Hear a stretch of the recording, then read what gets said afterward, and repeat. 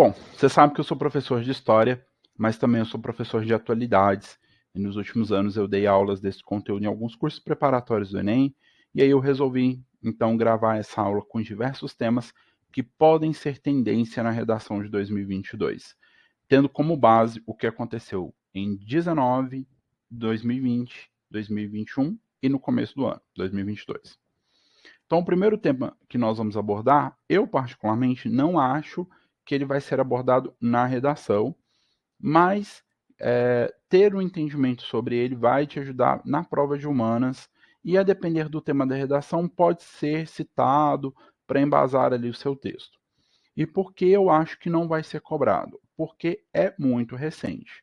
Então, o primeiro tema é a guerra na Ucrânia, que é um dos principais temas das atualidades para 2022 e para os próximos anos, inclusive. O primeiro passo para entender a guerra na Ucrânia é se perguntar por que a Rússia resolveu invadir o país. Tá? E para responder, é preciso compreender que desde o fim da União Soviética, em 1991, há uma tendência de expansão da Organização do Tratado do Atlântico Norte, a OTAN, que é um pacto de defesa mútuo capitalista ocidental liderado pelos Estados Unidos em direção ao leste europeu, incorporando países que fizeram parte do bloco soviético. A questão com a Ucrânia é que ela sempre foi o segundo país mais importante da União Soviética, atrás só da Rússia, e com grande extensão territorial e população. Então, ter a Ucrânia dentro da OTAN significa ter forças consideradas hostis pela Rússia na fronteira imediata do país. Por outro lado, há um grande expansionismo na União Europeia, que já incorporou uma série de países do leste europeu, como a República Tcheca e a Polônia. Esse bloco também se aproxima cada vez mais da fronteira da Rússia. O presidente russo, Vladimir Putin, entende que isso é uma maneira de diminuir a influência geopolítica e econômica da Rússia sobre o leste europeu a partir da Ásia. Dentro desse contexto, a Rússia considerou a aproximação da Ucrânia com a OTAN e da União Europeia uma tentativa clara de minar a influência russa na região e de ter tropas na fronteira imediata. Então, resumindo, a invasão russa tem o objetivo de impedir a entrada da Ucrânia em ambos os blocos. Porém, o que a Rússia talvez não espera ou não esperava é a tentativa da União Europeia e de países como Estados Unidos, Austrália, Nova Zelândia e Canadá de sufocar a economia com uma série de sanções muito abrangentes no campo econômico. Se, por um lado, isso fortalece o discurso de Putin de que o mundo está tentando sufocar a economia russa e que o povo russo precisa estar unido nessa guerra, por outro, tende a reverberar nas condições socioeconômicas dentro do próprio país, com a piora na qualidade de vida para a própria população da Rússia. O desfecho dessa crise, ainda no momento da gravação dessa aula, não tem horizonte imediato. Uma das possíveis soluções seria o que alguns professores de geopolítica chamam de finlandização da Ucrânia. A Finlândia, depois da Segunda Guerra Mundial, assumiu uma posição neutra para evitar qualquer tipo de ataque russo no seu território. É o que pode acontecer em relação à Ucrânia, decidir não entrar para a OTAN e, ao declarar neutralidade, tentar impedir que a guerra continue. Uma outra solução possível seria a intervenção da OTAN no conflito. Um possível embate entre Ucrânia e Rússia agiria como uma espécie de estopim para a Terceira Guerra Mundial. Mas eu acredito que essa solução não deverá ser adotada pelo que a gente tem acompanhado de notícias da guerra até aqui. Não podemos esquecer que a Rússia tem um enorme arsenal nuclear e já ameaçou a Ucrânia e o Ocidente em relação ao seu uso. Também existem diversas denúncias de que a Rússia está cometendo crimes de guerra, matando civis, desrespeitando direitos humanos, a usar armas proibidas pelo Tribunal Criminal de Haia, dentre muitos outros problemas. Outro ponto é que a área da Ucrânia que a Rússia está reclamando, nesse momento, na região de Donetsk, tem a maior reserva de gás natural não explorado da Europa. E a energia da Europa depende quase que exclusivamente do gás natural russo. E por mais incrível que possa parecer, a mineração em terras indígenas tem a ver com a guerra entre Rússia e Ucrânia. Por isso, o tema vem quente em atualidades para 2022. O Brasil importa 85% dos fertilizantes que utiliza, sendo um dos players globais na produção agropecuária. O grande problema é que o modelo brasileiro, que é o dominante no mundo como um todo, é o chamado de agronegócio. E o agronegócio faz um uso intensivo de solo, no qual entra grande quantidade de fertilizantes artificiais, que é o chamado NPK, que é nitrogênio, fósforo e potássio. A grande maioria, sobretudo do fósforo e do potássio que o Brasil utiliza, vem da Rússia. Com o grande número de sanções que o país vem sofrendo devido à guerra, é possível que haja maior dificuldade por parte do Brasil em comprar o NPK deles. A ex-ministra da Agricultura, Tereza Cristina, já havia tentado comprar o material do Canadá, e as negociações até prosseguiram. Porém, o governo já alegou só ter estoque até o mês de agosto. No momento da gravação dessa aula, já há confirmação de que o Brasil receberá 27 navios russos carregados de fertilizantes. Não se esqueça que o Brasil faz parte dos BRICS, o bloco dos principais países em desenvolvimento do mundo, composto por Brasil, Rússia, Índia, África do Sul e China.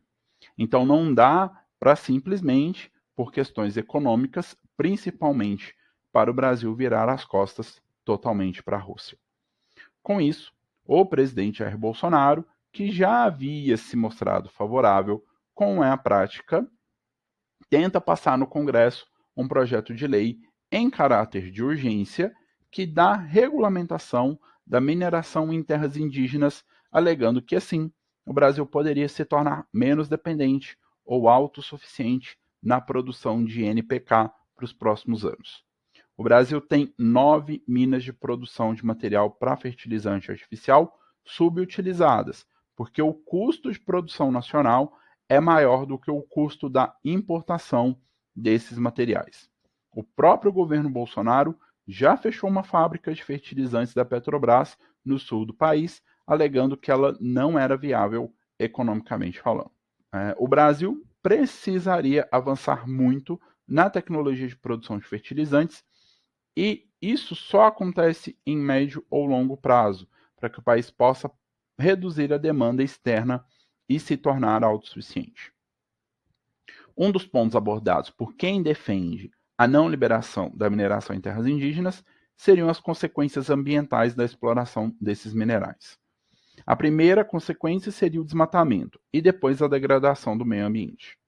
Já quem defende o direito da exploração vai pelo viés econômico, já que os indígenas precisariam aceitar a exploração da terra e teriam direito a receber royalties provenientes dessas mineradoras e que, se a exploração ocorrer de maneira legal, as consequências ecológicas seriam menores, já que as mineradoras seriam obrigadas a recuperar as áreas após a exploração. O que hoje não acontece, já que existe sim a mineração clandestina em terras indígenas, sem nenhum tipo de controle ou cuidado com o meio ambiente. O projeto de lei, apelidado de PL da mineração em terras indígenas, já passou pela Câmara dos Deputados em regime de urgência e seguiu para o Senado Nacional. Outro tópico importante nas atualidades para 2022 é a tragédia em Petrópolis, na região serrana do Rio de Janeiro, que tem um clima tropical de altitude e chove em torno de 2.000 a 2.500 milímetros por ano. A grande questão é que esse ano, em Petrópolis, foram 254 milímetros de chuva em apenas 3 horas. A primeira causa natural é um acúmulo de chuva em um curto período de tempo. O segundo fator natural é a topografia da cidade, que fica numa região de planaltos e serras do leste a sudeste, com grande quantidade de morros espalhados em um relevo muito inclinado. Isso cria um cenário de grandes possibilidades de desabamentos, fenômeno chamado formalmente na geografia de escorregamento. Você tem uma rocha, matriz impermeável, revestida por uma camada de solo. Como a água não passa pela rocha, a terra vai ficando cada vez mais encharcada à medida que vão ocorrendo as chuvas. Em um determinado momento, há um descolamento desse solo em relação à rocha, e literalmente tudo que está em cima escorrega para baixo com a força da gravidade. Apesar dos fatores naturais, o desastre pode ser considerado uma causa antrópica, isto é, causado pelo ser humano. Como o Brasil não tem uma política nacional de construção de moradias populares, resta à população mais pobre procurar moradia nas regiões de morros, margem de rios e rodovias. Ao precisar desmatar essa área para estabelecer residência, o solo perde a sua proteção natural em relação à erosão pluvial. Outro problema de Petrópolis é a falta de investimento em macrodrenagem. Se a microdrenagem é realizada através dos bueiros, a macro é a retirada da água dos rios e jogá-la mais adiante, mais à frente. Assim, diminuindo a chance de haver alagamentos e inundações pela cidade. Petrópolis não teve investimentos em macrodrenagem nos últimos 50 anos. A cidade cresceu muito, o solo ficou muito impermeabilizado devido à urbanização, o que diminuiu a sua taxa de infiltração. Essa água escorre superficialmente, desce para a galeria de água pluvial, os bueiros, e vai parar nos rios que, sem largura e profundidade suficiente para escoar, causam o processo de inundação. Portanto, a causa da tragédia em Petrópolis é o resultado da macrofalência urbana, que é um processo caracterizado pelo crescimento desordenado urbano, somado à falta de políticas habitacionais e de micro e macrodrenagens. Agora, infelizmente, desastres como esse devem se repetir. Um relatório de 2017 da Prefeitura já indicava mais de 27 mil habitações em áreas de alto risco. Diante desse resultado, nada foi feito nos últimos 5 anos. O anúncio do novo aumento dos combustíveis feito pela Petrobras fez com que a gasolina subisse mais de 18%, o óleo diesel mais de 26% e o gás de cozinha mais de 16%. Desde 2016, o presidente da época, Michel Temer, junto com a presidência da Petrobras, resolveram mudar a fórmula de cálculo do preço do barril do petróleo e, consequentemente, o preço dos combustíveis no Brasil.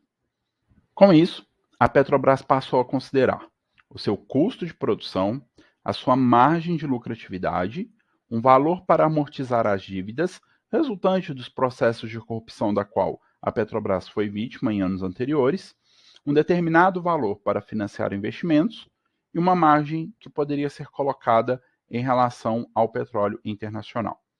Então, o Brasil passou a adotar então o PPI, que é a chamada paridade preço internacional do barril de petróleo. Ou seja, a Petrobras agora calcula o preço do barril do petróleo e derivados como se ela estivesse adotando 100% do petróleo internacional, o que não é verdadeiro, já que a estatal importa cerca de 15% do petróleo e derivados e o resto é de produção nacional. Então, quando você adota PPI, você tem dois problemas graves. O primeiro, que você não controla a demanda mundial de petróleo, que pode ser afetada por fatores como a guerra da Ucrânia, ou ações de organizações dos países exportadores de petróleo, a OPEP. O segundo é que o Brasil foi um dos 5 países que mais teve desvalorização da moeda no mundo desde 2019, o que interfere diretamente na política cambial. Por consequência, o preço do barril e derivados importados também fica mais caro em reais. Então, o correto seria que a Petrobras calculasse o custo de produção sem paridade. Então, ela colocaria ali o seu custo de produção, a amortização da dívida, uma porcentagem de lucratividade média, de acordo com o mercado, e reservasse um percentual para novos investimentos. E só colocasse paridade dentro daquela quantidade de produto que ela importa, e não sobre tudo que ela produz. Outra questão, a qual a maioria dos brasileiros não está atento, é que as refinarias do país estão subutilizadas, funcionando com cerca de 75% da capacidade de refino. Isso acontece porque grande parte do petróleo brasileiro, extraído da bacia de Campos, é considerado um petróleo pesado, que demanda uma etapa maior de refino. Em um determinado momento, a direção da Petrobras entendeu que valeria mais a pena subutilizar as refinarias e comprar um petróleo mais leve no exterior ou comprar diretamente derivados do petróleo. Isso tem provocado no Brasil aumentos sucessivos do barril de petróleo e, consequentemente, dos combustíveis. Por consequência, encarece o custo de transporte para o trabalhador, que tem a sua renda diminuída, de transporte das mercadorias, já que aproximadamente 65% delas são transportadas pelo modal rodoviário, o custo de produção das empresas, o que afeta o preço que chega para o consumidor final. A consequência se reflete diretamente no aumento da inflação, que no ano passado ultrapassou os 10%, retirando o poder de compra dos mais pobres e acarretando na perda de renda da maioria da população. Por falar em renda, outro tema interessante é o PIB de 2021. O Produto Interno Bruto do Brasil de 2021 foi de 4,6%, um crescimento interessante em relação ao ano anterior e que pode ser tema de atualidades para 2022. Desde 2014, o Brasil tem a sua economia colapsada, tendo mergulhado na mais longeva recessão da sua história contemporânea, com a queda do nível do produto em 2 trimestres seguidos.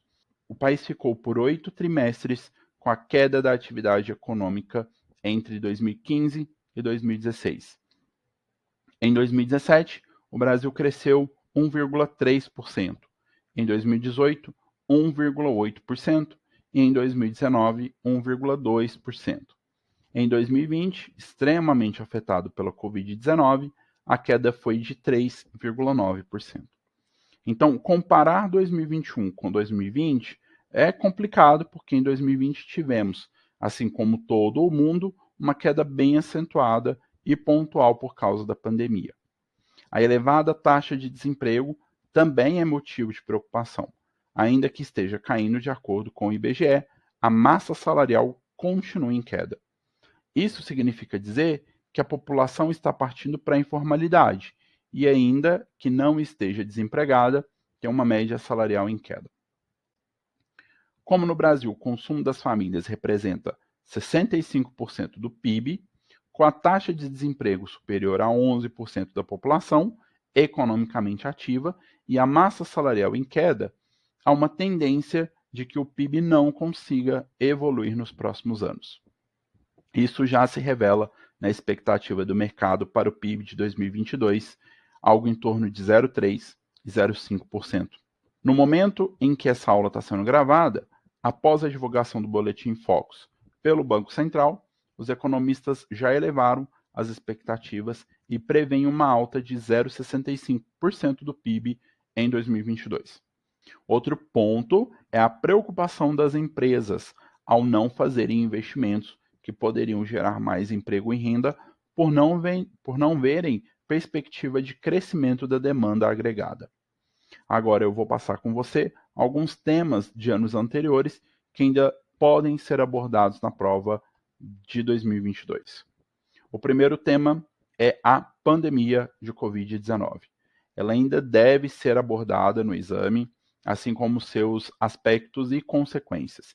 E ela pode ir além da redação, por exemplo, pode-se explorar a relação do vírus com a célula e a sua estrutura viral, os mecanismos das vacinas e problemas de física envolvendo a aplicação no braço, as porcentagens de imunizantes aplicados na população, a desigualdade exposta pelos grupos mais afetados, a aceleração e desaceleração da pandemia e questões econômicas. Então, relembrar o que aconteceu durante a pandemia pode ser uma boa. Uma questão que pode ser abordada sobre a pandemia são seus impactos sociais.